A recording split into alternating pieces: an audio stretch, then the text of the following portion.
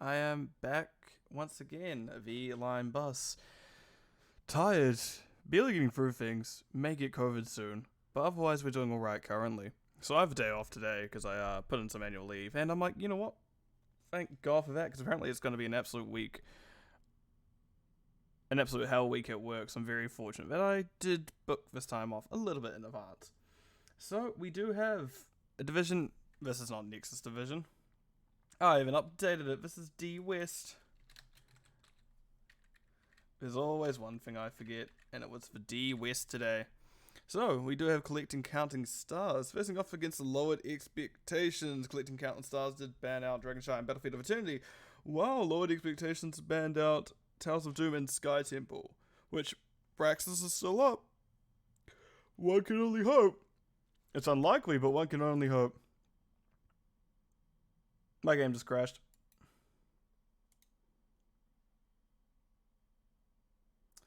Give me a moment.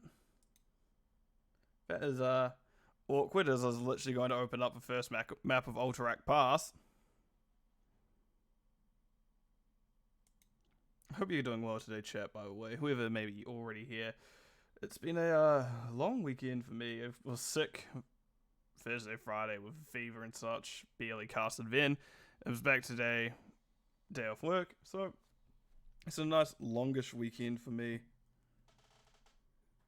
And hopefully I don't get sick again. But now we're reopening Heroes of the Storm, so we will be into the match shortly. Hopefully. It depends how long the game likes to take its time to open up. Because boy, it does like thinking about it.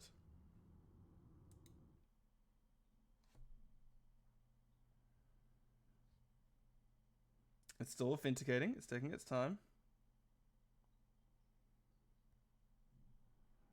It's connecting. It's having a think. There we go. It's open now. Excellent. So, as I said before, we do have Ultrak Pass to start. I'm opening it up now, but it's not going to immediately throw it back in my face. And we'll get into it in a few moments. I've just got to double check which way around each team is, because if they've made it hard for me, that's not fun. And it looks like we are the right way around, so let me jump into it, shall I? As we get a nice hold of some good luck all at the beginning. So on the left side, we do have Django Unchained on the Azmodan. Hoku on the Sonya, Peldor, Rhaegar, Kaphazia on the Anubarak, and Demon 13 on the Tychus. On the other side, we do have Kid Canuck on the Urel Telephius on the Varian, likely going to be Taunt. Spud Max is on the Chromie, Melfrix on the Anduin, and rounding things up, we have Pterosaur on the Ragnaros. And I'm sad to see that Melfrix didn't do a good old sword through the trick running with scissors strategy that I like doing. But it is alright, they get to choose how they play the game. I'm not one to judge massively, just a little bit. Right, and we can see the sands now being dropped, and that will be our first little bit of damage. Chromie going sands build, also Ragnaros is a meatball build. Interesting. But we also see that Django Unchained is scaling those globes. They'll be trying their best to get those stacks as quick as possible. Does go for a dunk, hits 2. Nice start for that. They're already at 12 stacks, so we'll keep an eye on that as we go along. Also note that Light of Caribou has been picked by Kid Canuck. So we are going to get the bonus healing if they hit things as opposed to the armor, which is not the heaviest physical attack outside of Tychus, which is a lot of physical attack. But honestly, could be worse. And we see Kid Canuck holding that hammer, wanting to hit people, and we see them backing out.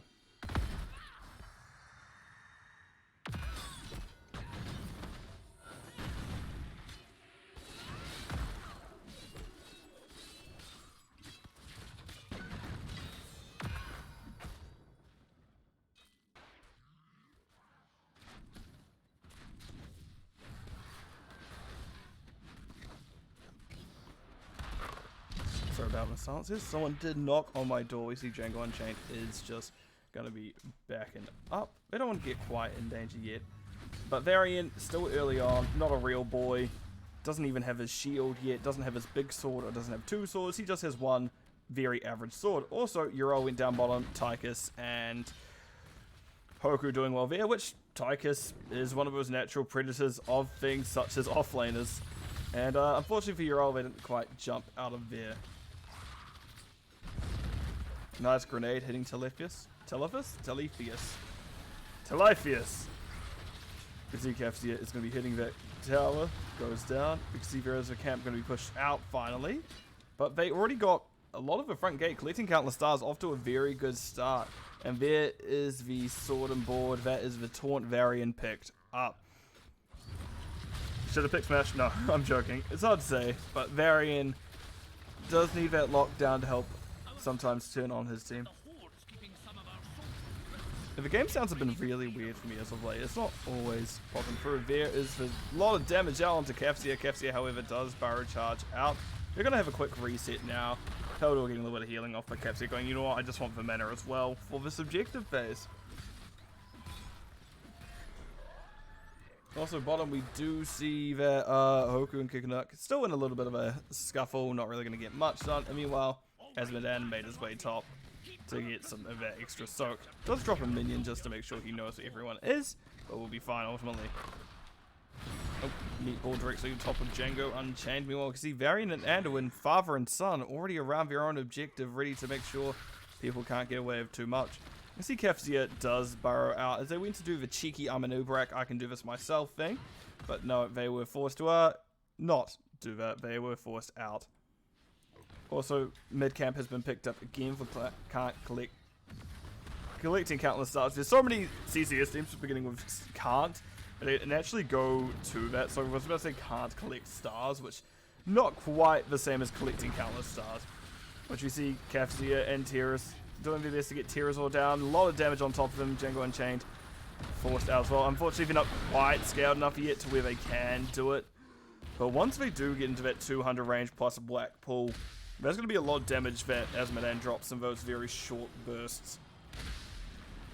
Kafsia resetting, actually, getting their health and mana back immediately. They're just playing it safe, wanting to make sure everyone can play, wanting to make sure they have the resources to play later. And now we can see the team of lowered expectations pushing in. Nice stall there by Anubarak. There to get another one out. Do drop a bunch of beetles. Does get hit for hammer. That's a lot of damage coming out onto Kafsia. The grenade tries to peel for them, but no, they go down. Unfortunately, Anubarak may have probably paid to be a little bit more patient there, and that just a little bit of rushing did lead to an early demise for our beetled buddy. Right, they will be back up more or less in time. The thing is, I think they'd just get to the objective and then immediately have to channel, or at least the team would have to push it now. But it looks like they are just considering giving. There's only 9 seconds left. Grenade thrown by Tychus, but no one will be going in at this point. As I said, Kafsia is going in now. There's the objective, literally right as they get there. We see the burrow charge hitting Kid Canuck. Also, the slowing sands have been dropped. Awkward spot to fight if you're collecting countless stars. However, Spudmax is out of mana, but there will not be any more chase onto them, as the team is going to be splitting for the objective phase. And this really is now a mitigation of all the hard work you've done, especially mid. You've already got such a good advantage mid, you do not want to mess that up. And we do see the, yeah, cavalry's just hitting its thing. We see Tychus not quite faring as well top. There's 4 members out of the 5 possible up there. So Kafsia and Peldor, I should say, do rotate up to help out. As we slowly see that the cavalry is getting hit. Give me a moment. Right, that was a good clear. Rotation coming down now. Asmodan trying to clear themselves, but don't realize the oncoming storm that is. Ooh, I was saying, nice taunt there. You know what? This is one of the few times I'd like to see not Lava Wave.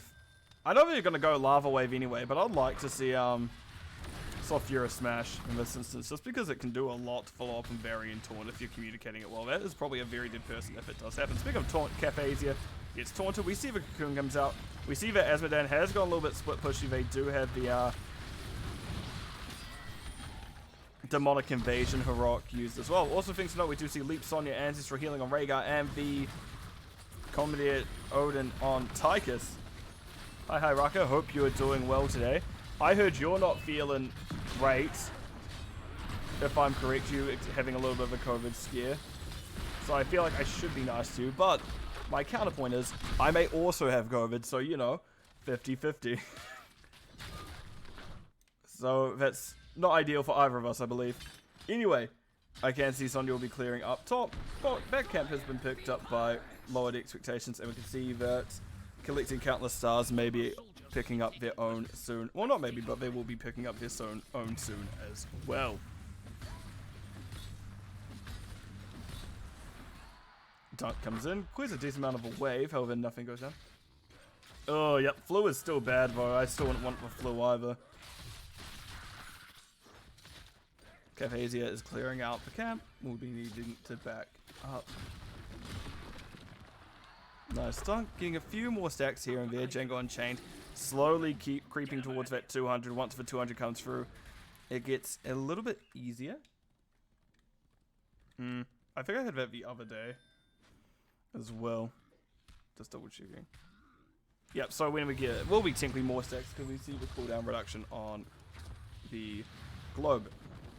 Give me a moment. There's someone else that's knocking on my door.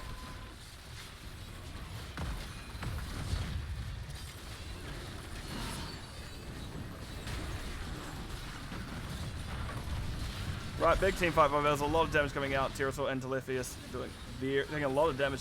Nice done onto the Kid Canuck. However, they did have their Ardent Defender up, so they will be fine. Good dunk there on top. Hoku disconnected partway through that fight. I hope they did come back and not too soon. It looks like they were able to continue the fight without too much happening. We can see they were fine. Dunk coming out. Doesn't quite find anyone by Azmodan. They probably would have been better getting some stacks off a wave. If they are getting ever closer to that 200, they're just 11 stacks off on their Wrath? Greek? Gluttony. It's the other one. It's the other one of the three. Wrath's the green one. Greed is the orange one. The auto attack one and the siege one, laser build, respectively. 13s will be through first for the side of Collecting Countless Stars, so they will take a decent amount on top of their head. But no, they decided to back out. Ragnaros did go Lava Wave in the end, which, again, I would like to see Sulfura smash it. It can do pretty well at comboing with things such as Taunt, because Taunt have been Sulfura sitting you on the head. It's usually a guaranteed kill on a target, because that is a lot of damage coming in very quickly, much quicker than something like a Pyroblast for a very similar, if you want to talk about similar damage caps.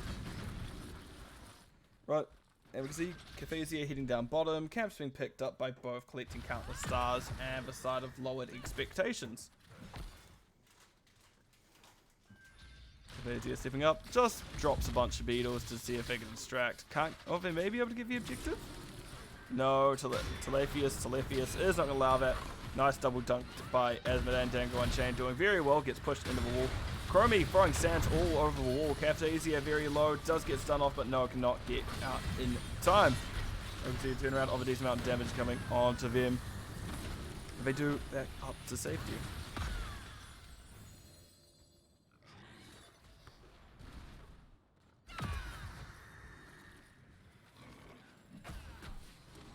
Right, we do see that the fight's coming off.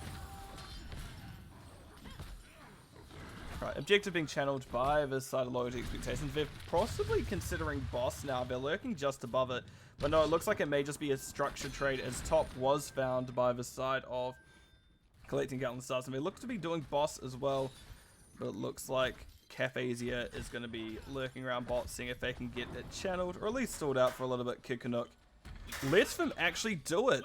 Cafazia actually gets the channel in time of the objective, and that stalls out just the side of lowered expectations just long enough where we see boss now is picked up by the side of Collecting Countless Stars. However, they won't be at the Ultrac objective to defend in time. It's very unfortunate you are sick, Rucker. Hope you get better soon. Yeah, flu is not fun to say the least. But yep, objective picked up by lowered expectations. They do get the cavalry in their favor, but one last siege camp will be picked up by collecting countless stars coming into this phase as they have the boss pushing in top lane and camp pushing middle lane to help de-push things. Just because their armor reduction does work on things such as the cavalry and buildings as well. It looks like we're going to have a 5-man rotation onto the team. Spudmax and Anduin are the ones. I don't know why I didn't say Malfrix in there, but Malfrix is the other one of the firing line. Hoku does use Leap, however, because of a pull, it did not quite find its target. The slowing sands, meaning Hoku and Cafazia, are very stuck in the middle there. Kikanuk is backing out now. They do have Ardent Defenders, so it's really... You're not scared if you are the Urel currently, because you do have that I'm invulnerable and any damage you do to me is just going to heal me up. Which, now I've said it out loud, that is just kind of a better adaptation. It's just straight up a better Dahaka adaptation. Nice done with Cafazia, because they would have taken a boatload of damage if they got taunted there, but taunt is back up for Varian is a thing to note. Which we can see they're going in, there's the taunt, and all the damage on top of them. Actually, no, good dodging with Cafazia, nice movement. And Nubarak doing very well to make sure they're not getting hit by all the sands from Chromie, all the damage from the meatball of Ragnaros.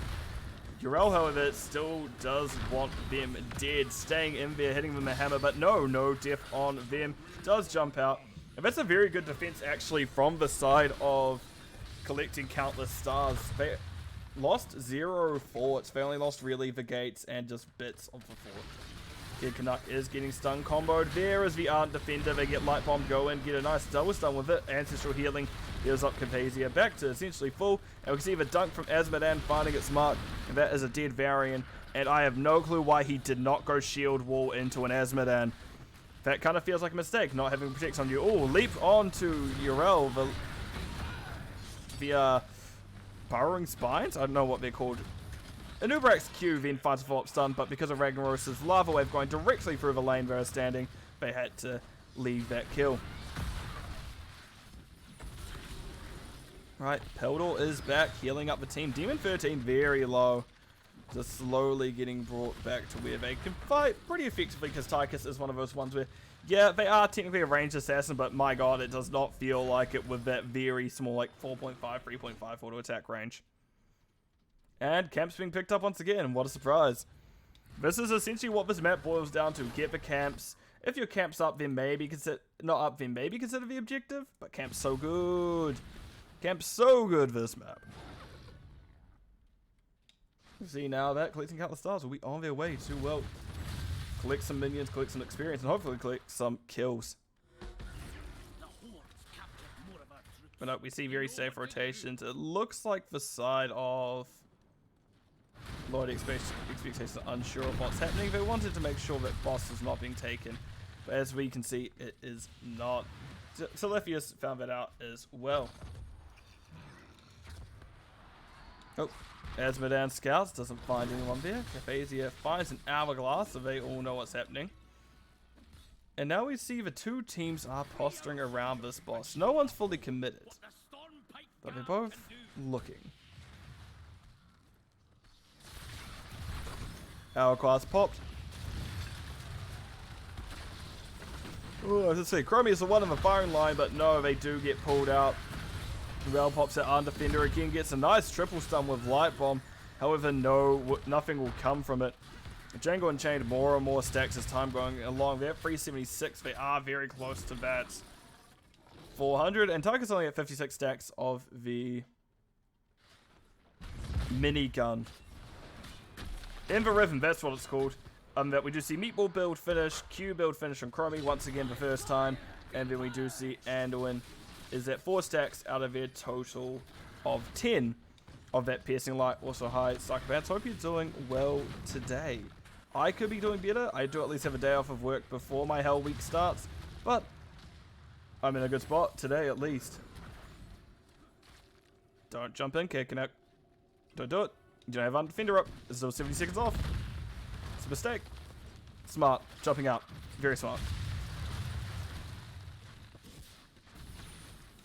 Well, if I have COVID, I will not. If I have COVID, I will not be going to work. If I do not have COVID, I will be going to work. If I do have COVID, I'll be just taking a week off. Either way, it's not going to be great for me this week. And we see Anubrak watching boss again. And once again, the team of lowered expectations just keeping their eye on things. And Chromie's committing to starting it, which Caphazia does have vision on this. And all the while, that front bush has not been checked. Not even once. Which I think is a mistake. Oh, variant. No, never mind. I can see the team's rotating down. And that boss actually just hurried back to hit. We're just really just going to just chatting stream where this boss is just going to chill here at the bottom. Keep in mind that collecting countless stars is closer to level 20, so that will be a good advantage for him. Variant has been called as alone, but no, it looks like it's going to be the fort. That's what's being pushed in. Django Unchained pops the demonic invasion on top of it, and there you go. Yeah, that's yours, I guess. But looks like they will not be wanting to lose their fort. If they do have 20s, now is the time to pick the fight. If you are collecting countless stars, as you do have your storm talents, you do have that. Really, we do have the Siege Breaker on the Azmodan. Also, Azmodan just finished their quest now. Also, the Farseer's Blessing on the Rhaegar, who does heal up Hoku. Also, the big red button on Tychus. Also, 2 more Sodi picked up, and Chromie picked up Piercing Sands. We do actually see Composite Spear picked up on the Sonya. That is a lot of extra damage and survivability that it can add. We can see that the Anubrak goes down. Unlucky timing there. But Ural is traded out in the process. Spudmax nearly gets taken down by a single dunk. They need to be very careful of that, but they aren't the ice block. They are just that move speed on Sands, which leaves you a little bit open to these sorts of big burst damages that, well, Azmodan is very much known for. But we can see it was a reset. They're just going to be doing their camp meantime. Both teams doing their camps in meantime. But Tychus and Rhaegar keeping their eye mid. As both teams do have their Storm Talents now. So the other Storm Talents is Taunt Upgrade Vigilance. Not often you do see Vigilance picked up, but it can do very well. As we said, we do have those Piercing Sands before. Censure Anduin, which I do like with the Piercing Light. Ragnaros did go double Lava Wave, which I think, okay, Lava Surge. And we have Seraphim on the Ural, which is just a 10-second. I'm going to unstop every 10 seconds. I can unstop for 2 seconds. I think top building just went down. But we do see camps being cleared out mid, as well as just them just escorting their one a little bit. Dunk on Telephius. We do see Peldor goes into dog form to get out. Telephius tries to be on top of him. They do get on top of the Tychus. Tychus taking a lot of damage in the process. Ancestral Healing coming out. Nice splash of heal onto Peldor as well. We do see that is a Commandeer Odin drop. And Chromie, the main damage dealer, has been put in the corner. You can see now the call is for Chromie. Chromie doesn't really have great escapes. She does get hit by Caphadia's first stun. We see, however, Ragnaros went down here. And Chromie still is in behind everyone else. However, that won't be for long. And we see they do go down in the end.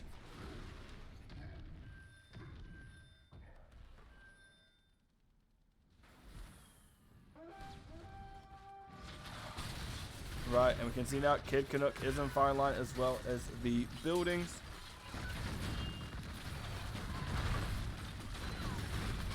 That goes down now.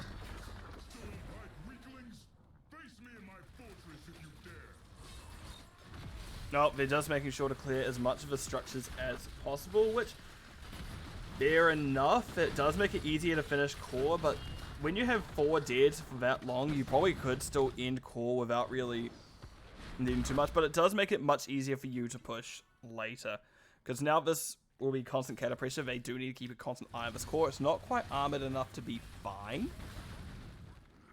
so they will be able to get away with a few things there. And we do see that Anubrak with their beetles are able to pick up the objective early. And Caphazia is going off to tap.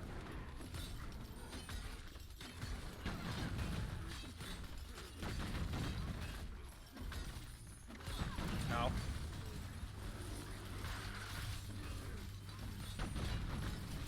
Alright. Hoku is going to be clearing. We do see jump coming on Kid Canuck. Kid Canuck is wanting to get the death on. And no, they do get the objective in time. They weren't able to quite get it. We see Telephius is in the firing line. Again, they don't have that shield wall. They can't protect from all that spell damage coming in. Malfrix next on the chopping block goes down. Ragnaros will be looking to Molten Core here, I imagine.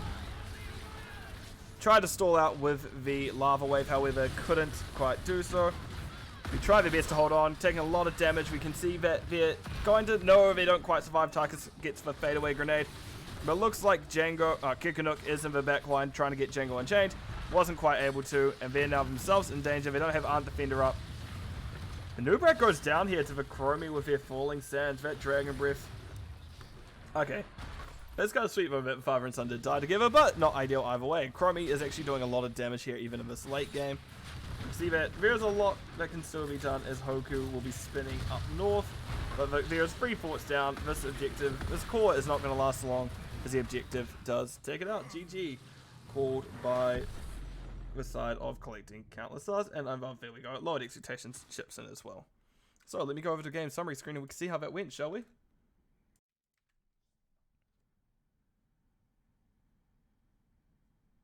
In terms of talent, it's interesting to see that Azmodan picked up the side of...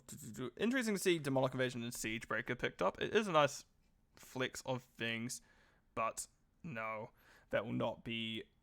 But it did do pretty well in all its consideration. Otherwise, everything's relatively standard across the board. I do like a proper greeting, especially if you do have the Slowing Sands. It does a lot of damage in general.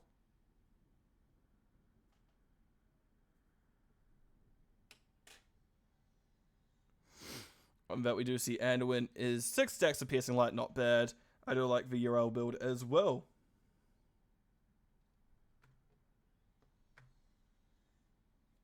I didn't even realize it was all Warcraft draft. I didn't even like remotely think about that. So interesting there.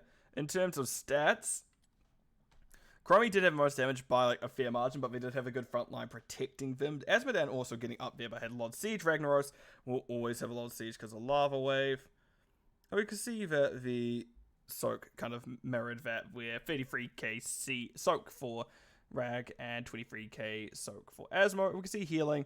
Rhaegar absolutely did work that game, and Malfrix tried their best, just as a little bit too much burst for them. Right, so let me swap on over to the map view screen. And we'll see what the next map is, which I think I know what it is. Raka may be excited about it. And currently, as I say, every series, I don't know who first picks, who map picks, just because, well, that is not really my expertise. Not really something that I know much about, because if I do see it, I'll probably spoil the series on myself. But we do see it as Brax's Holdout coming up now, which I'll be opening up just now. So give me a moment, as I'll have a drink in background.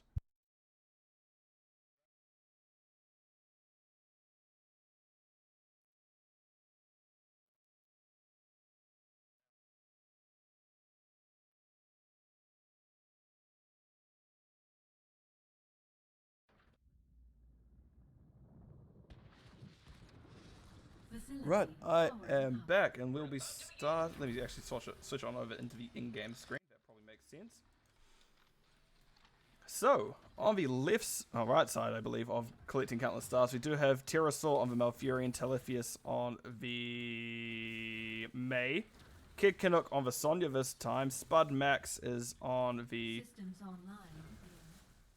Kael'thas, and Malfrix is on the Deckard Cain. So a very interesting composition there. On the other side, we do see Hoku Blaze. Peldor is on the Stukov, Django Unchained. Tassadar, Kaphasia is on the ETC, and Demon 13 on the Genji.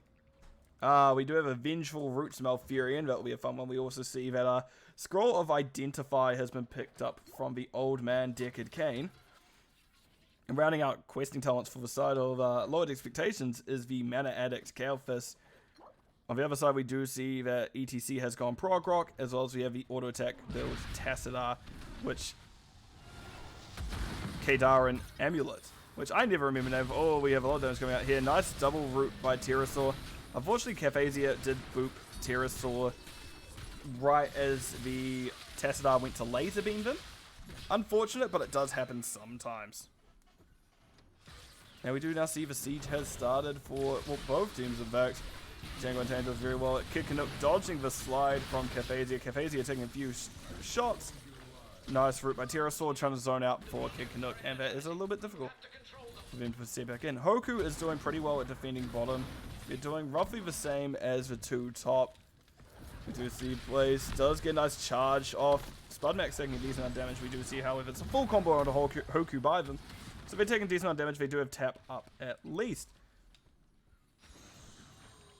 And this is where Genji kind of needs to start doing their thing of flying around. They do have their general mobility on this map. You can dash, you can jump, you can rotate down and see if the side of lowered expectations are ready to deal with you.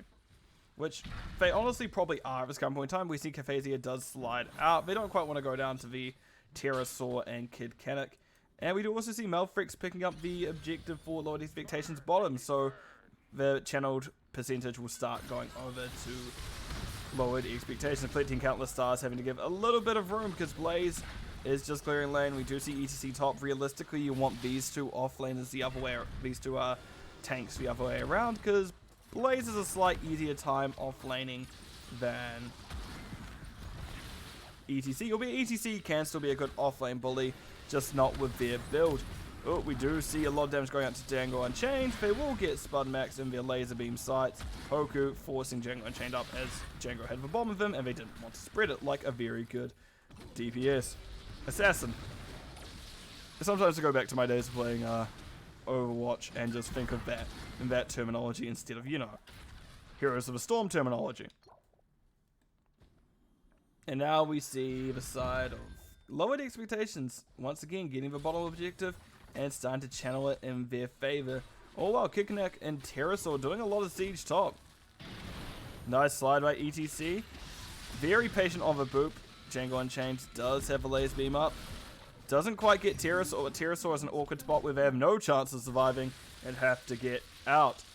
And similarly, Kid Canuck cannot get the bottom objective from the side of collecting, top objective from collecting countless stars.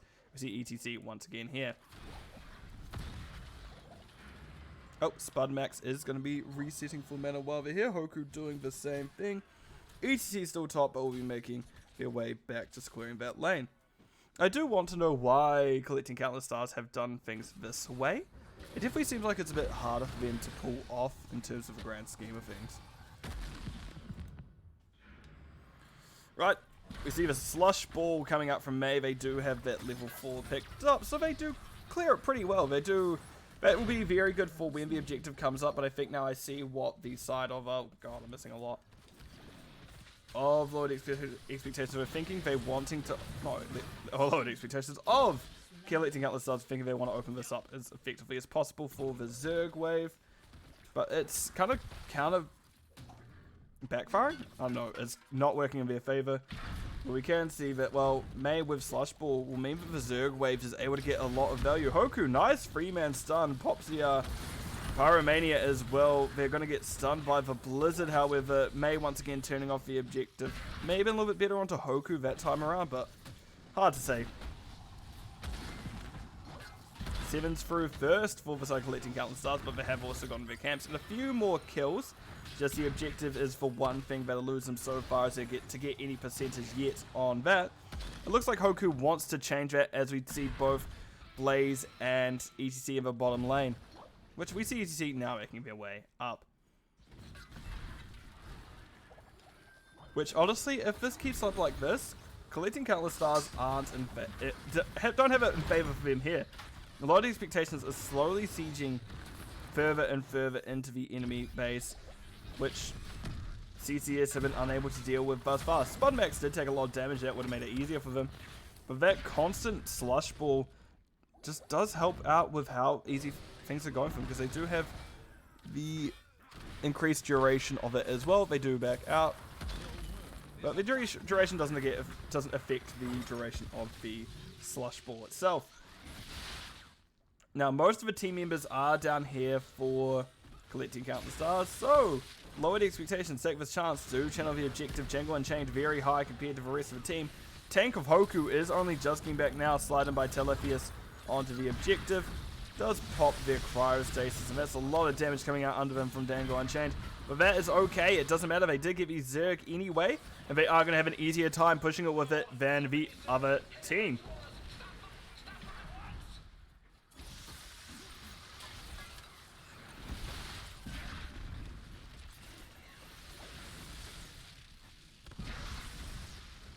Right, Zerg pushing in now. We see actually ETC goes down top. That's very bad timing for that. So we may get a little bit of a Braxis blowout here. That map, as we know, this map can snowball. And this, well, speaking of snowballs, this is definitely going slowly in favor of lowered expectations. While they're not winning any fights, or we're not winning any kind of major team fights or getting any major momentum in terms of experience until now, we can see that they were a little bit behind in Soak, but they were getting that structure advantage. Interesting seeing Telefius put the Blizzard directly under them. They're expecting maybe the slide from ETC or the charge from Hoku. But they already got what they want. They got a fort bottom. There's now such an easy lane for whoever is bottom to really hold and make sure no one steps in. So this may be the time where you swap Sonya and Pterosaur bottom, swap these free top. It's hard to say if that will happen. That's what I'd like to see, but I don't know if that will be the case. Oh, Genji has dashed up, trying to help to clear the wave.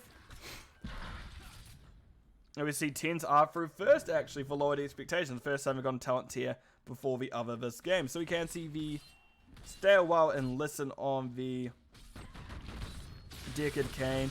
Django Unchained does actually push a nice beam through Pterosaur. It's the Twilight Dream, which I do really like. I do really like it. ETC slides in. Cafezia not able to find anyone there, unfortunately. I think so. We do have Ice Block, Sonya, and Leap. Ice Block on the Mei, Leap. Not Ice Block on Mei. Ice War on the Mei and Leap on the Sonya. As well as the other team. Well, Kalphus is having a thing. But with the other team, we do see the Archon on the Tassadar, these Flailing Swipe Stukov, Bunker Blaze, X-Strike, Genji, and as I said before, the ETC did go stage dive. And now the team is trying as hard as they can to open up top, but the side of lowered expectations going right, you can get top. We're going to open up bottom VM, get as much damage as we can as we see Phoenix is dropped right as that building went down. But it looks like we're going to have a little bit of a core race on our hands. Nice leap by Kid Canuck to get themselves out. And Blaze now in position to interrupt what the team is trying to do bottom. A lot of damage onto Hoku. Hoku forced out. You know, Raka, I'm surprised you didn't pick up on this earlier, but I guess you would have been a little bit AFK. We can see the 3 members of lowered expectations. Okay. It's also been 8.5, almost 9 minutes of this map. So not the closest tension, but again, you do get a pass today as you're feeling sick. Which is a fair enough for me. I basically perish whenever I get even remotely sick. Good old man flu coming in for me. But no, we do see, as I kind of expected, Kid Canuck and Pterosaur are going to be switching bottom. Nice damage front up onto Hoku. Hoku being going, oh, wait a minute, this is a little bit more than I like. Also note that we have 13 stacks of Vengeful Roots, 7 stacks of the Scroll of Identify, and Kalphus completed their globes. While Tassadar, oh not Tassadar, ETC is still working on theirs. And once again, oh good. Good to see your dinner got hit. Once again, we do see a Kalphus dropping Phoenix out, and that is a dead Kalphus. Genji getting the dash through, getting the reset. We can see it's now death onto me. Leap from Sonya directly on top of Django Unchained. However, Django will be fine. There is the Stay a While and Listen coming out from Malfrix. And Kid Canuck is actually for 1 out of position now. But I don't think double heal is saving that. No, it will not. That's very unfortunate death for... series of deaths, I should say, for lowered expectations. But if you're collecting countless stars, that's what you need to get back in this thing. Momentum was quickly going out of your favor, and that's what you need to get it back. There's only one way to find out, Raka. There's only one way to find out if they are unable to get chained by Lamb to the slaughter, and that's just to run a butcher at them. Telefius going to be capping top objective. They're going to try to stop that, and Boss actually very quickly picked up by the side of lowered expectation, which we can see making their way to the objectives. But by the time that one's picked up, oh, maybe we get both picked up by the side of lowered expectation. So once again, it's back in their favor. Tassadar makes it so it doesn't last too long. As this 3-2 split for lowered expectations is starting to suffer a little bit, as we can now see Malfury and Pterosaur considering coming up. Demon 13, however, not quite able to find them. They are rotating down to make Sonya's life bottom a little bit more difficult.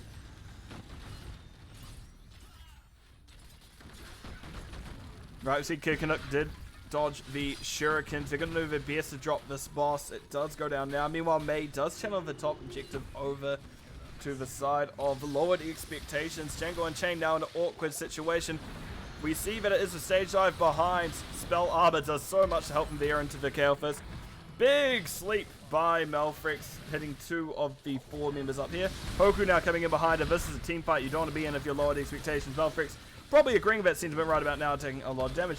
But there comes the silence from that Twilight Dream. Pterosaur out of mana is going to be the big issue here. Ice Wall coming up from Mei. Mei, however, gets slid through by Cafzia. And there's the dash from Genji. Spudmax now in an awkward situation. Doesn't get stunned by Hoku, but is now stuck on the wrong side of that wall. They're desperately trying to get through it. The wall eventually drops and they're able to get through their own gate. Aggressive pings onto the camp.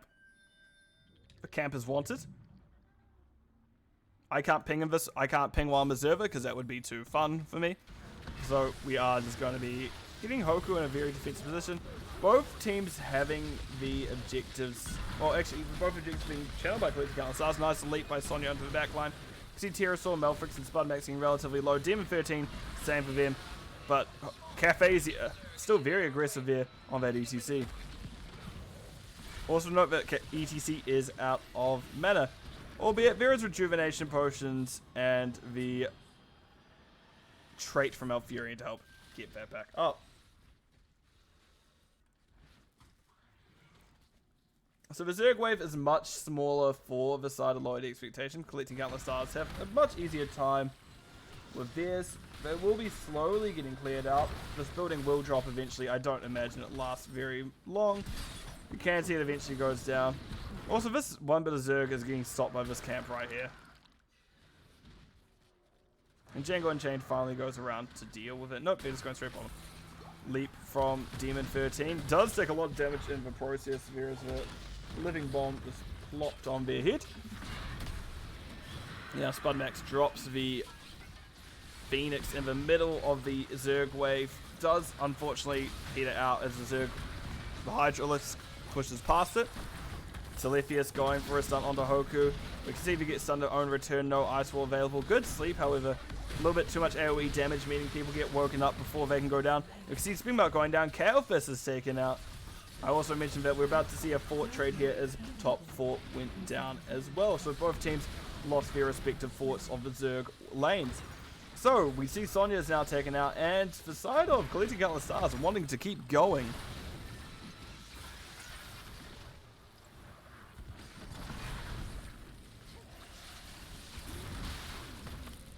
Django Chained in trouble, does get to safety. Sorry, doesn't quite get to safety is what I was trying to say.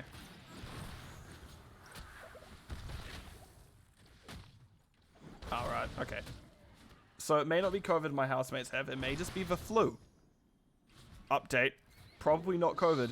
Test came back negative. So I'm happy about that one. But flu is still pretty bad. It can be pretty bad, I should say. Camps being picked up by both teams is 16 through collecting Countless Stars first. And the side of lowered expectations not too far off, but there still is just over a level experience lead for the side of Collecting Countless Stars. Keep in mind, boss is up, so they'll have to keep an eye on that. Quest, Genji's done shurikens. You can see ETC's now done with globes, and Tassadar once again was done that auto attack quest. 28 stacks on the Vengeful Roots on Kael'thas, and 19 on the Skull of Identify, which is slowly scaling as we get into this later and later game. And now just both teams. Ugh. I shouldn't be yawning as much as I am. Both teams keep an eye on boss, wanting to make sure the other team isn't doing it. Lowered expectations can see the team of Collecting Countless Stars with bottom. Oh. ETC has found the enemy team. Pterosaur does get a little bit of boop. We do see the slide going on to Django Unchained. No Ice Wall just yet. We're going to play pretty defensive for the moment. And Mei does back out. Objective up in just a few moments. We're getting the gank setup coming through. This is a very interesting fight we're going to have soon. So I'm going to zoom all the way out as we can see how split things are. Cafazia was caught out a little bit high, but they do slide through. Spudmax hits Malfrix once, hits Spudmax twice. You can see that they are going to be taking a lot of damage, and that is them going down. Django Unchained may be next on the shopping block, does get hit with a silence from that Twilight Dream. They do pop the Archon form, but unfortunately that Archon will not be able to save them, and they do die. And now we can see this is where things are difficult for collecting countless stars. As lowered expectations are starting to get momentum, they're getting the objectives, and you can't quite as easily push in. You're missing your ETC, as well as you're missing your Tassadar, which is a decent chunk or proportion of their damage during team fights. Yeah, because we can see they have 46k. They have the most damage in game by a good margin, but it doesn't help when the team just decides to, the enemy team can just run at you. You don't have too many options there. Meanwhile, I see Demon 13 getting the objective without Sonya really knowing what was happening. Sonya is going in on Demon 13 now, sees what they can get, puts a little slam onto Demon, but now they'll be running to safety. Malfurion on his way down to help out that Sonya of theirs. We can see it is a full-on rotation coming down. Hoku considering going in. Kid Canuck playing a little bit scared. They can take at least a decent amount of objective. They're not the easiest to take down by any means. Cafazia sliding through, wanting not to go down. Genji, meanwhile, hitting top while a fight breaks out. Peldor going for a silent circle, but no, nothing there. Nothing found from it. We can see Genji is on the top objective, making sure that, well, the percentage stops rising in lowered expectations favor. Oh, Kid Canuck went for leap into spear. However, neither stun disconnected. And that ETC gets to live a little bit longer than they were expecting probably there. That was a very well-timed slide. Alright, Hoku taking a lot of damage. Does get stunned, is stuck in this route and goes down. Cafazia getting a slide through. Does cancel the stay a while and listen, but that is unfortunately a... what's his name? Stukov going down to May, auto attacks the backline. Cafazia slides up. We can see Terrasort is trying their best to keep up with him and to make sure that ETC dies, but ETC is just a little bit too slippery a customer for a Malfurion. There is the objectives being channeled by lowered expectations, so we'll be rotating down shortly. See now Dem 13 Cafazia not wanting this objective, not objective, but can't be taken from them. They go for a fight. Beacons are channeled, so that will be Braxis' objective going down full force bottom lane, and they just lost their ETC, which unfortunate timing for collecting countless stars, but this is the chance lowered expectation has to make the series even. And even they shall make it. Spudmax putting a lot of damage under the fort. Leap coming straight out onto Django Unchained. Does have that spell armor thanks to Oracle at level 13. Helps a lot deal with these forms of damage coming in.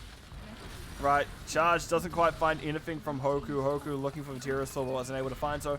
Meanwhile, we have basically a full Zerg plus a full 5 members of lowered expectation pushing onto the core. Still waiting on the EC to come back. I don't know if they'll get back in time because that core is quickly falling. The end core has come out. Sonya died, sure, but that doesn't matter when the core of your enemies are dead. As the second map of the series goes over to lowered expectations, meaning we are going to go to a map number 3. So let me change it over there.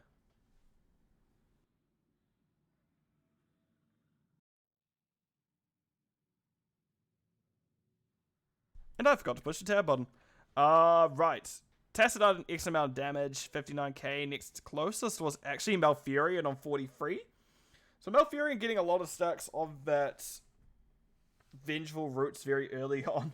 Meant that they were able to keep up with the damage there, and actually that did come to play. It's just they actually did do more damage than the Kael'thas on their own team. Which, to be fair, any point you're getting someone doing a lot of damage, like, go you. I'm happy with that either way. Healing, Decad, 51k, Malfurion 42k, Stukov 58k. So Stukov doing a little bit better than the other two, but the other two do feed into each other just to stop what they're doing. And in terms of Soak, Tessa 11k, Kael'thas 10. So, talents, 31 stacks of the Vengeful Roots, which adds a decent amount of extra damage on top of it. I can't do math off the top of my head. 31 times 7. 21, 210, 218. something like that. At least 200 extra damage per auto attack on that Treant is a decent amount. That's stronger than a lot of heroes. So yeah, you gotta consider that was doing a good old chunk of the damage here. Stukov did go with Bionic Armor, which I do like the pickup of. However, it doesn't quite affect that Treant, as it is technically magic damage as opposed to auto attack damage, even though it is a tree punching you, which you think would be an auto attack, but no, is the answer there. Anything else that stands out to me in particular? I always get interested when I see Ysera's gift, but I guess you had a Decade Cane, so you didn't really need any extra burst. That extra regen was just enough. So, map view screen. What do we think we have last up for these teams? I pray it's not Infernal Shrines. I am sick of Infernal Shrines. It's not Infernal Shrines. Yes! It is indeed... Sorry, I'm going to tick that lowered expectations one, that map. But it is indeed the Garden of Terror, which I know some people have very mixed feelings over. But I do, in fact, like it. So I'm going to open up the map, quickly fill up my water bottle, and I'll be right back.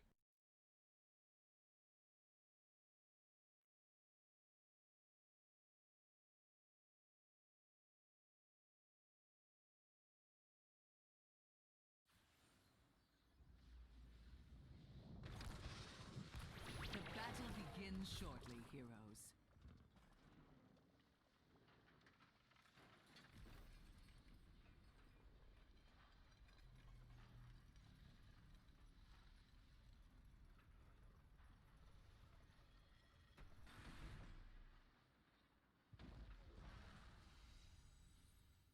The gates shall open in 10 seconds. Right, I've returned. Sorry about that. 5, 4, 3. So, on the side of Collecting Countless Stars, we see Hoku on the Sonya going mid-start. We also see a little bit of Savannah's Cheese coming out as Demon 13 is on Savannah's Cafesia. Once again, on ETC, Django Unchained on the... No, that's not Sonya. That is a Kira this time. Impeldo is on the... There we go. We can see Pterosaur is already bottom. Does scout what's happening here. Takes actually a good amount of damage to start. Losing a third of health in a very quick instant. We also see that Spud Max is on Calphus once again coming down. Telepius on May. Malfrix is on the Anduin. We see Kikanuk is on Rexar, which I do recall Kikanuk does quite like Rexar. May takes a lot of... No, that was Calefist taking a lot of damage and went down there to that last little burst from Django Unchained. That activatable W does do a decent enough amount of damage to where it can matter, and that was one of those instances it very much did. Right, we see the teams now going for more standard play. We do see that mid's being cleared out by the team. Thank you for following Benny White. Hope you doing well. But no, camps are up. I imagine we're going to see that, yep, Peldor and Demon 13 consider running out at the moment. Yep, they're going to make up their mind soon. They're going to go to the middle camp, which this would be the smarter one to start now because your seed is right there. If you could do this one just before the seed would spawn, that would be a little bit better. But still, it works getting this one out now. Right. Blizzard coming out mid, and we're just going to get people in their various spots doing camps. Because we see Easy Prey was picked up by Rexar. However, Rexar, unfortunately, does have the whole... Well, 3 out of the 5 members of Collecting Countless Stars invading. And they're not really going to be able to step in. Sure, Malfrix and Co is coming up to help, but that's a little bit too late. As that is a stolen Bruiser camp. So, good aggression early on from Collecting Countless Stars. In terms of quests for things to know, and actually one other thing I want to know. As you see, the only quest on so far is the Globe Calphus. Interesting, we see this Q build Kira once again. Again, I haven't seen it too often before this season, but we're doing well. And the other thing to note is...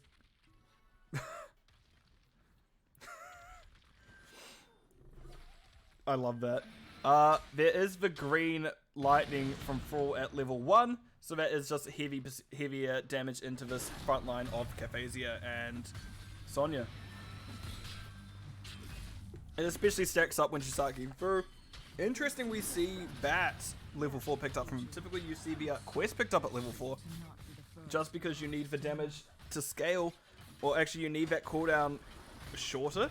Because it does let you get more W's off in the late game. And that is more percent damage in the late game as well. Mei scouts the Sonya camp, meanwhile picked up by the side of lowered by collecting countless stars, as the objective will be started in a few moments. Also, Rexar went Regeneration Master before they came down. Good damage coming out. We see the bear rushing on in, but does dash back out. Kid Canuck starting the objective. We can see now Teva going in. Telepius is in the firing line. Nice push back because it was interrupted by the pull. We see that's a good free man stunned by lowered expectations, but Collecting Countless Stars is just relentless in their pursuit of him, and will not quite able to find anyone, but definitely make them reconsider this fight. And we do see Caphazia is going to start channeling the objective.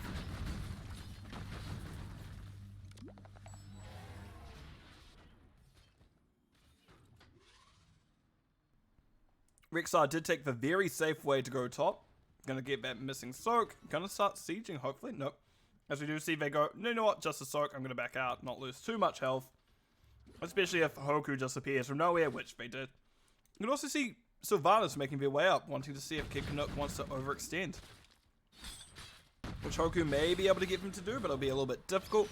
There is it. There it is. Demon 13 going for the bear. They did look at Kid Canuck, but unfortunately those wailing arrows, not wailing arrows, the Q from Demon 13 hitting the bear instead. You can see that was a full rotation up for both teams now to see what's happening. Albeit ETC and Fall still bottom. Nice double stun by Mei once again. Django Unchained now on an island, getting a decent slice through with their Q, which I can't remember. It's Carnage? Yeah, Carnage getting a decent amount of damage there, but no one goes down. Once again, I'm going to mute myself because I'm just eating lunch at the same time.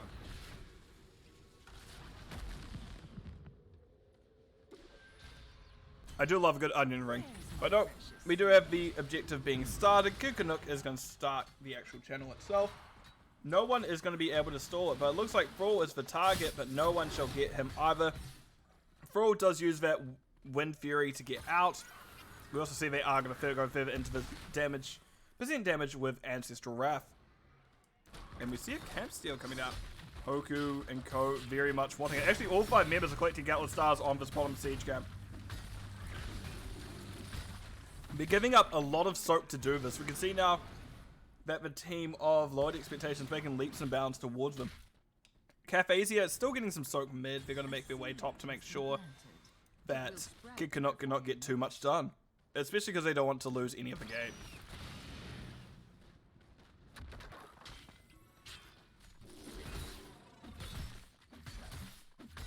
Nice pickup of the siege camp there. So we have that pressure going on. Objective coming up in just 10 seconds. And that is a good also pickup of the very own mid siege camp by lowered expectations.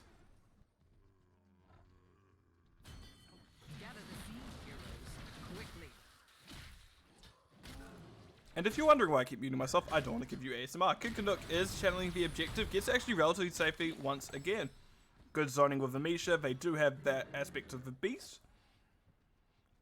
So they will have more charges, and I imagine they will be also going the damage on charge at level 13 as well, so that will do a lot as we get into that later game.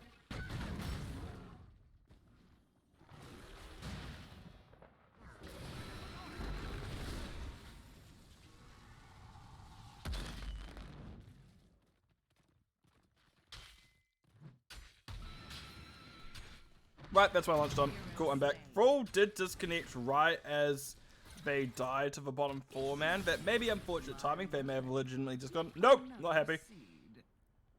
Yeah, it looks like it was an issue, which very unfortunate for Thrall to go down there because of that little brief disconnect. You can see Hoku and Pterosaur had to rejoin during that point, which I know someone did say there was a rather awkward, they were having connection issues last night when I ended up playing later in the evening, but to see it happening during a game, that's a bit annoying. That's very unfortunate for the Pterosaur there. Do what must be done. Oh, no, we're going to get a rotation up instead. Kira finding Spudmax, does kick them a little, but can't get anything else onto them. The team, unfortunately, not close enough to follow up on that stun, which it does happen sometimes. It's not ideal, but sometimes that's just how it rolls. Cafezia needs to move up to stop the bear. Does not stop the bear in time. We see that Pyro Blast being dropped onto Hoku, which, interesting to say the least. That's not often someone's going to go down. And to talk about the heroics we have real quick, actually I will do that after this fight. Kid Canuck gets tethered. That's the one person you do not want tethered. Misha, sure. Kid Canuck, no. See Hoku gets the objective behind them, and that will be the team fight more or less over, as we do see Unleash for Boars used as a disengage. So we do have Stage Dive, ETC, Unrelenting Strikes on the Kira. That's an oh, Cafezia in an awkward spot does push everyone away. There's Light Bomb on top. There is the Ancestral Healing, keeping him alive.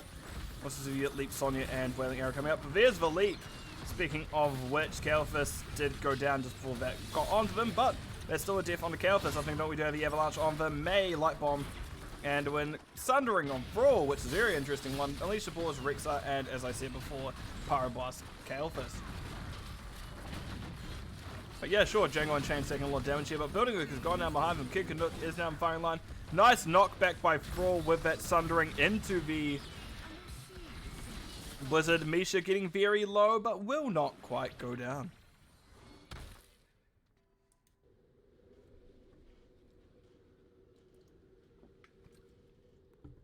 Right, next objective is in the firing line. They are rotating their way down to it now.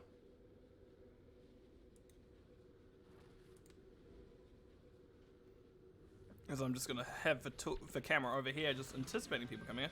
But no, we can see that camp is being picked up first by lowered expectations. Albeit this is the third part of the objective for collecting countless stars. They do actually kind of need to make sure not too much happens here. Nice stage dive by Cafezia. Avalanche peeling, gets 3 people in it, but however in that time, that is Kalphus going down. Ooh, excellent light bomb hit. 2 of the bruises. Cleanse coming out onto Sonya. Sonya going to start spinning in the middle of things. Selefius is going to try best. Does barely get out of the range of ETC. And their slide? Power slide? Nope. Very unfortunate spot to be if you're Django Unchained. Taking a lot of damage. Does get hit with Thunder. Does get pushed in the wall. And that is very poor timing for them. But that will still be the objective. Likely going in favor of lowered XP. In the favor of collecting countless stars. We see ETC holding a little bit higher. No one can step in to interrupt, and that will be first. Plantera phase of the game going over to the side of collecting countless stars, as it was basically all 5 had been done at that time. So how will we go from here is the question. As we see the teams pushing in. Give me a moment as I'm just looking at someone in the background, but no, we do see that building is quickly going down. The seed only actually disappearing, but Plantera still relatively healthy through it all. Right, next wave is on the block. We just see it is slowly being dropped as well.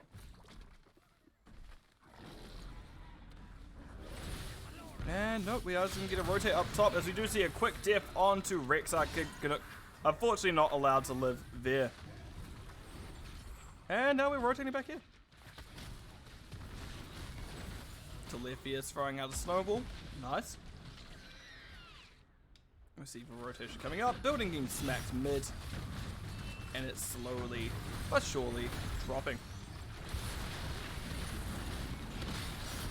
Oh, nice kill onto the Sonya. Avalanche didn't quite find anything, but we can see the team keep backpedaling. Peldor relatively low. Django Unchained also. And Demon 13, fine.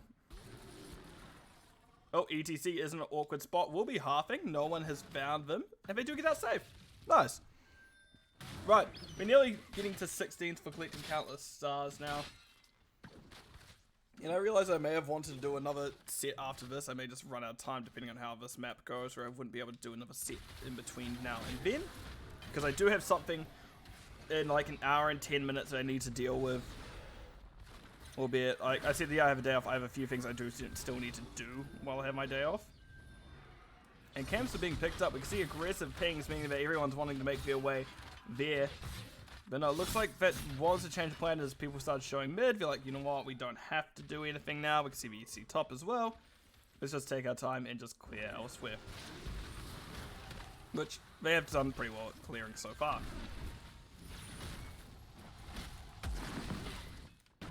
So you're doing very well hitting that mid camp. It will be going down now, and once again we're in a position where collecting countless stars do have to make their way to each and every one of these objectives. While the same can't be said for lowered expectations, they can take their time, they can push elsewhere if they so desire. Up until there's 2 out of 3 seeds, you don't need to make an apparent. 2 out of 3 seeds for the enemy, I should say.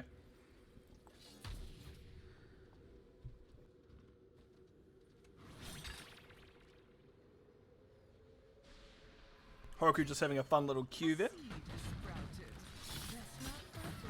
Peldor channeling.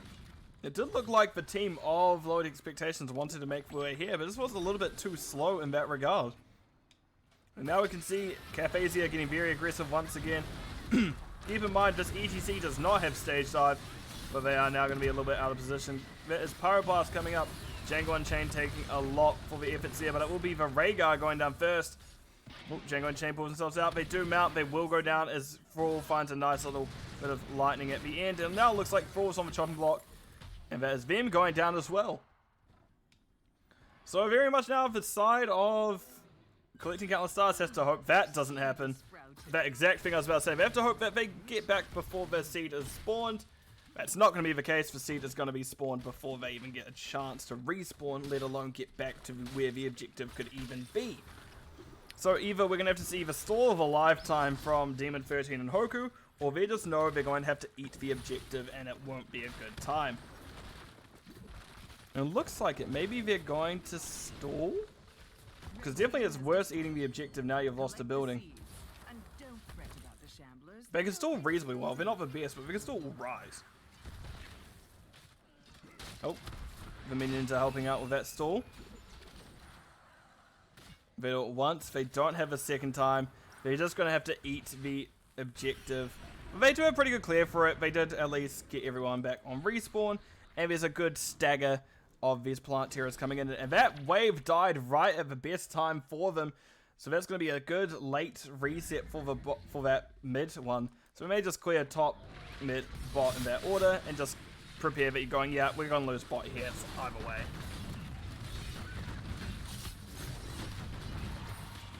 Plant Terror gets dropped pretty quickly. You see ETC is clearing the wave behind this Plant Terror in mid, and bot fort going down now.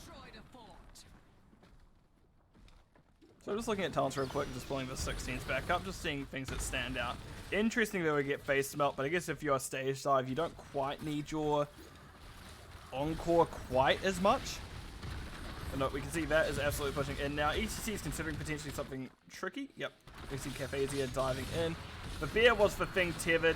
We can see Avalanche, however, pushing away both Kira and ETC. Oh, Ancestral coming out, does get a decent amount of healing onto Hoku. The Web Weavers. Plant Terrors are still up. Will not quite be for too long, however. Nice Blizzard dropping down. Demon 13 Peldor having to escape it. Yeah, I don't think I can do another series after this. I think I'll have to be back after something else. Nice pull in by Hoku. Does spin on top of the minions. Nope, not going to do their own... Not going to try to steal a camp. Everyone's up. That's a little bit risky. You're not all together, especially with Kael'thas bottom. So there's just going to be the safe play of picking up all of their own camps. Telethia starting the middle siege. Top Bruce being started by the rest of Lowered Expectations on Kael'thas. Boogies on up. Otherwise, we do see a very similar thing happening on the other side. Collecting Countless Stars doing their bottom siege and their top siege. Just to get things rolling. And make sure you get back as close to 20 as you can. Because we are very much in striking distance of those 20s now.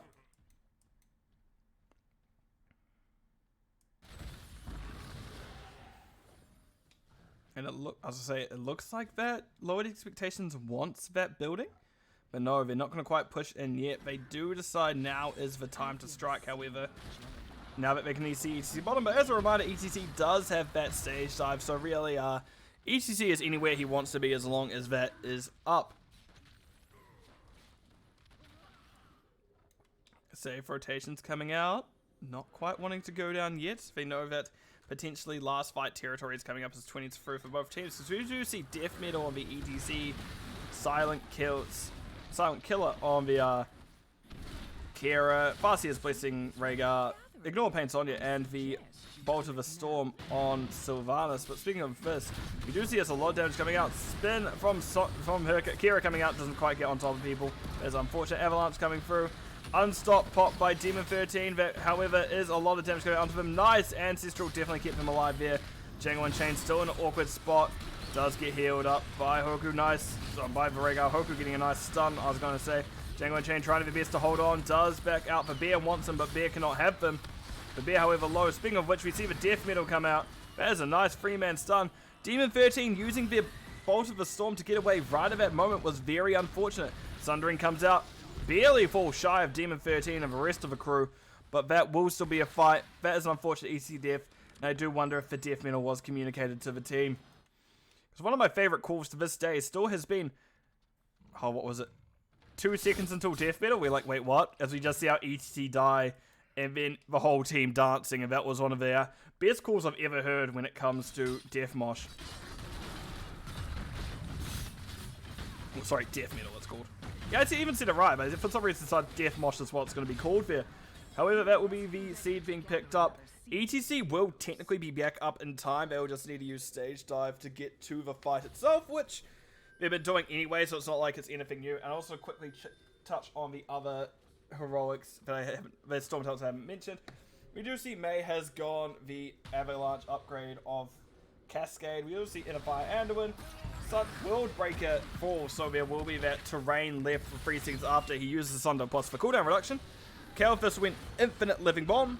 And to round things out, we do have Kill Command on Rexar. So Unleashed Balls will now have a root tied to them as well.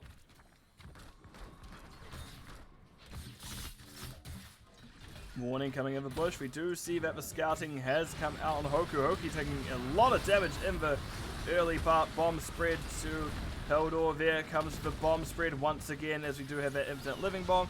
Caphazia gets out, does have a spell armor. We can see that is one of the splashes of the Ancestral Healing. There's the other fastest blessing, doesn't quite get a Hoku in time. And the team's doing very well at spreading this bomb. There's a lot of value coming out from the Kalphus this team fight. Nice swing by Django Unchained. Good booming kick. That is the stun you wanted, because that is 1 kill, 2 kills. Well, I guess one of the kills was a Misha. Bomb about to be spread again. Yep, spread to Demon 13. Is this bomb about to be spread again? Nope, does not this time. And Seed was still up at the end of all that. It's only just getting picked up now. Telefius wanting to push in does not. If they did push in, they would have seen the camp being stolen by the side of Collecting Countless Stars. But nope, lowered expectations to not quite scout that time. Who is pinging me and why?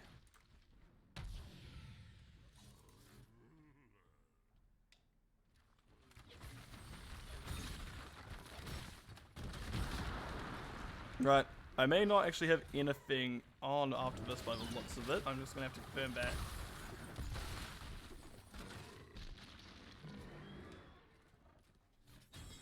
Soon you will have another seed to gather here. Give me a moment. It won't be long now.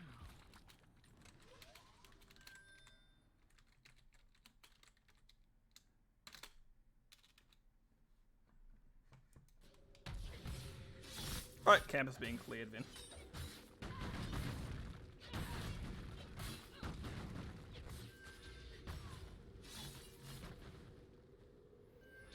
Good pickup. We do now see Telefius pushing in. This will be objective for the side of Collecting Countless Stars if they get it. But so very much lowered expectations, have a little bit higher. We need to get this done now. Telefius is out of position. We do see a nice avalanche, however, meaning that they get out for a little bit longer. And the pull coming out from Malfrix as well. Django Unchained going in. Nice booming kick. Didn't quite hit Spudmax. So getting a lot of people with the reset there. And there's just 2 seconds left on it. Leap coming in. I imagine we're going to see the spin once again in just a few moments. Spudmax in danger. There's the silence on top of him. That is Misha also getting hit a little bit. But no, that isn't quite the reset they had last time. That is Kid Canuck getting kicked. And that will be them going down. Telefius also in danger. Will be soon to follow. And it looks like instead of the objective...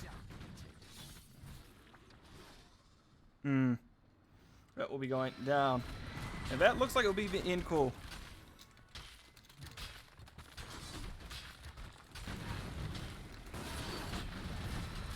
So give me a moment, something supplying something. Blue team has destroyed a fort. Red team's fort is And now we see the core being dropped pretty quickly. Peldor is going to get polymorphed. They're not too bothered about moving. They're going to get polymorphed again. Oh, maybe not. Yep, no, there's the other polymorph. It looks like core is going to get dropped, and that is the game. Going over to the side of collecting countless stars. GG's as they did get that done. Right, let me swap it over to the game summary screen. We can have a look at how that series was rounded out. Well, at least that map was rounded out. I should say how that map was rounded out, not how the series was rounded out. Talents, very much I'm seeing these maximum effort in the first, like Carnage talents picked up more and more, even with your pain, your gain, which is the general defensive talent picked up there at the moment, just because it does give full armor and not just either evasion or I can't actually remember what Carnage does. If there is a Carnage talent level 4, I'll check that after this. Everything else makes sense. I do like W build Rexar. It can do very well in some situations. Because I'm not always certain about it. And I do like the 4% damage build pickup. But I do wonder if that is a misclick on Mana Tide and instead of the normal quest. Alright, let me switch on over to the map view screen. As I'll quit this replay and also double check what's normally at 4 for her. But we do see that it was a 2-1 series to the side of collecting countless stars. I will be taking a break after this, to be fair, because I do again need to do something soonish. But that was a good series. I just want to check before I go anywhere else. Melee Assassin, Kira. What's your level 4s? Okay, there isn't a Q talent at level 4. There is an E talent though. That makes sense. But that will be it for me for the moment. It was a good series nonetheless. So what I'll be doing is I'll check if there is someone good to raid around. So sorry that it is a shorter one today, but no, it looks like I may just be ending. There will be live matches on in about an hour or so, so those are always fun to watch. I may consider picking one up. I don't know at the moment. I'm just a bit tired and today. So that'll be it for me for now. I've been your host, V Line Bus. I hope everyone, if they're sick, gets well soon. But I hope everyone has a good morning, good evening, good afternoon, depending where your armor world, because time zones are weird. But I'll see everyone in the Nexus. I may be back later, but goodbye for at least now.